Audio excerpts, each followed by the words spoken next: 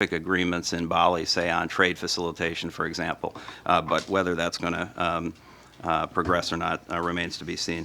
And then there may be just some discussion about development issues, food security, infrastructure investment, and so forth. Finally, I'll wrap up and let Andy talk about the interesting stuff in Russia. But I would just say I think that the White House certainly still feels the G20 is an important forum. It's the only forum in which the leaders of what group of countries that represent 85% of the global economy can get together and talk about both the short-term risks to global growth and the longer-term challenges of sustained and balanced growth. And it is an opportunity to sort of broadly set the agenda for the global economy, and finally to build habits of cooperation among the members of the group that have not had the same experience that the G8 countries in particular have had in guiding these issues. So I think broadly this is still a trip that the Syria notwithstanding, that the President looks forward to as an opportunity to engage on this set of issues. So I'll stop there and turn it to Andy. Dr. Cutchins is the director of our Russia and Eurasia program, and he will put forth what's going on with the Russians. Thanks, Andrew, and my apologies for being late. Unlike Mr. Putin last year in deciding not to come to the G8, and unlike Mr. Obama deciding not to meet Mr. Putin in Moscow, I did decide to come to the press briefing today. It's kind of an odd role. You know, in Russian literature, there's a tradition of the lishny человек, the superfluous man. And in some ways, I feel a bit like a superfluous man talking about a meeting that is not going to happen. But in a relationship which, frankly, is not in a good place. How's that for an exciting quote? Some might call it a train wreck. It's been like watching a slow-moving train wreck for nearly 2 years right now. What's the good news? Well, the good news is that this is not the Cuban Missile Crisis.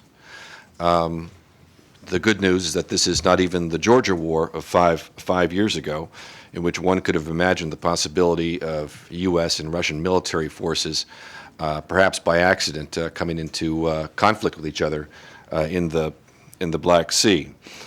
But one thing is clear to me, that this is the worst personal relationship between U.S. and Russian, perhaps even U.S. and Soviet leaders in history.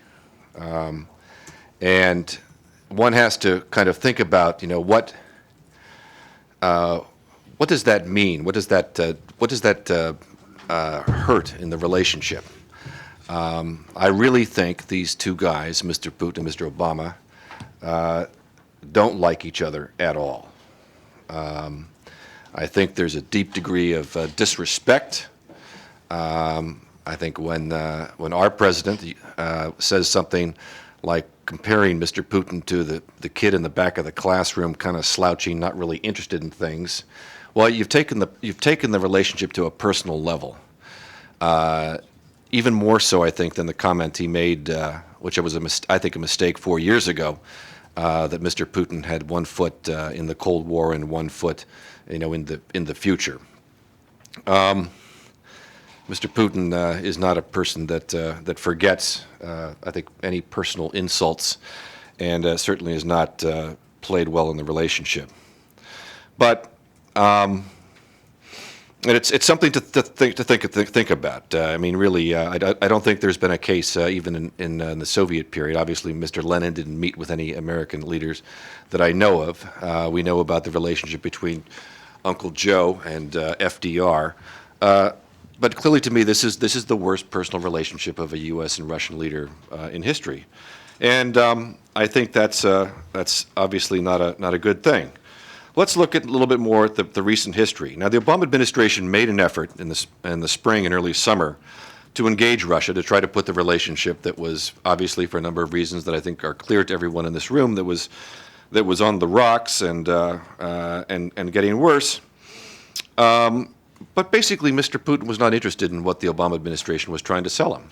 And I think essentially what the effort to engage Mr. Putin was principally around the issue of further cuts in offensive nuclear arms, tied to some kind of agreement about or modus vivendi on missile defense. And that was a, like I said, that was a deal that Mr. Putin had decided he just was not particularly interested in. I think that is what the effort begun with the trip of former National Security Advisor Tom Donilon to Moscow in the spring was about mainly, and that's what this effort to bring the two sides together. Now, I mean, it was pretty clear from the G8 meeting, just looking at the body posture, as to how much that can actually tell us, we don't know. But it was a pretty powerful statement. But you have to wonder, what was the thinking in the administration at the time that gave them some degree of hope and optimism that there would be enough to agree on at a meeting to justify a summit meeting in September. I don't know exactly, but it looks to have been a miscalculation. And then, of course, we have to factor in, just how much of an effect the Snowden affair had on the decision to cancel the summit. Now, the Snowden affair, I was not particularly impressed with the way it was handled on our side, to be frank. I think there was far too much so-called public diplomacy, if you want to call public demands diplomacy, and I don't think there was adequate behind-the-scenes backdoor communication between the administrations at a high enough level to make some kind of face-saving deal possible, if indeed that were possible in the first place. I think, to me, I constantly ask myself the question, let's imagine that Edward Snowdenoff arrived in Dulles Airport with the same kind of information about the domestic and foreign surveillance system that the Russian Federation was using. Would we have extradited him back to Russia?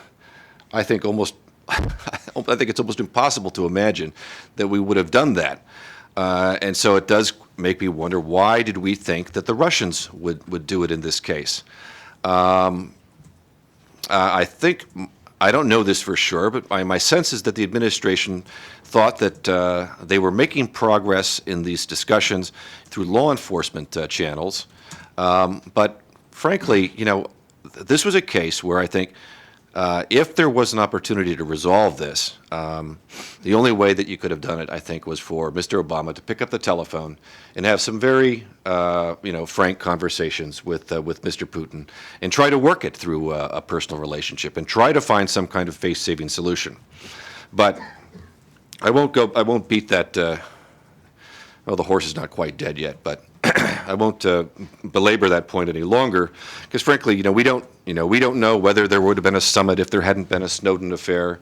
If in fact it was the decision that there wasn't adequate progress on key issues in the bilateral relationship. We don't know, and we're not likely to find out for quite a long time. Where do we go from here?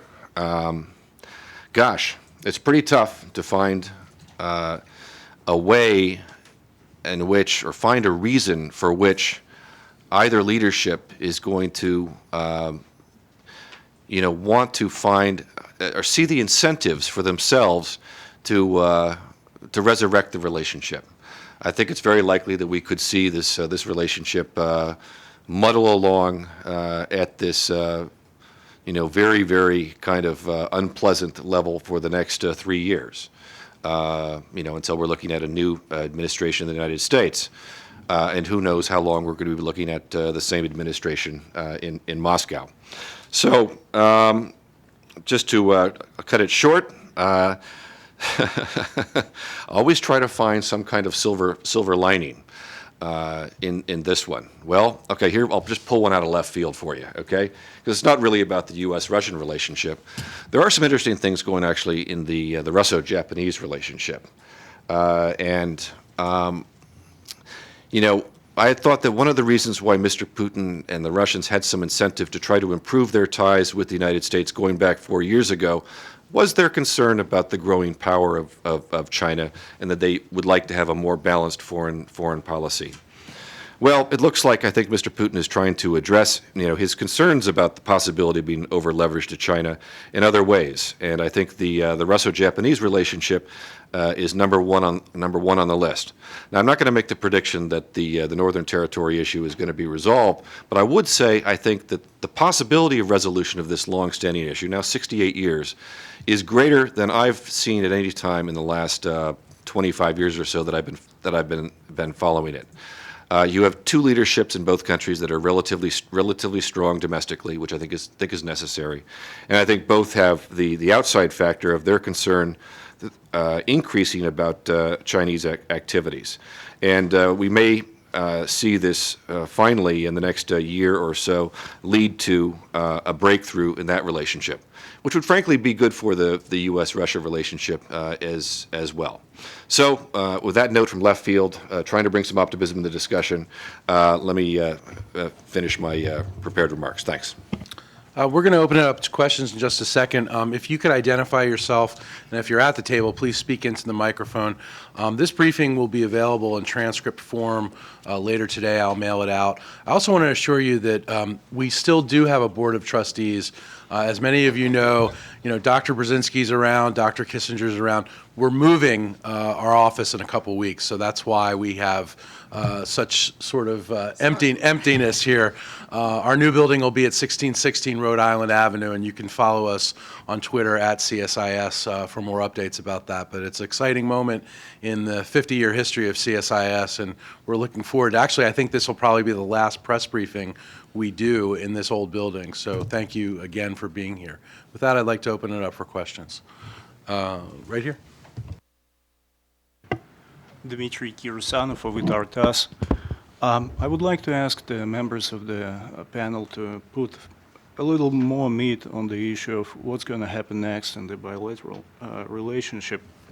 And since Mr. Goodman mentioned that probably there will be no bilateral meeting between presidents. Andy would confirm whether there would be well, one, but I would like to hear that. would be that there would not.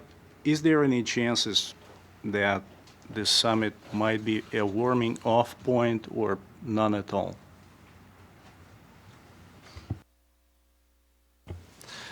Thanks, Dimitri, for the question. I was thinking this morning it would, it could be a statesman-like move on the part of President Obama in particular, since it was the United States that canceled the summit meeting, to request a one-on-one bilateral meeting with President Putin. But I think the chances of that happening are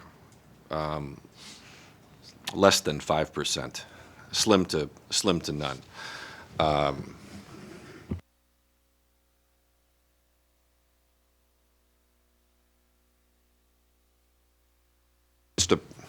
I think there's a high degree of anger on the part of the Obama administration about relations with Russia, and I think about Mr. Obama in particular in his personal regard for Mr. Putin, and I think that's what that comment about the personal comment about the slouching kid in the back of the room. It seems with that it's harder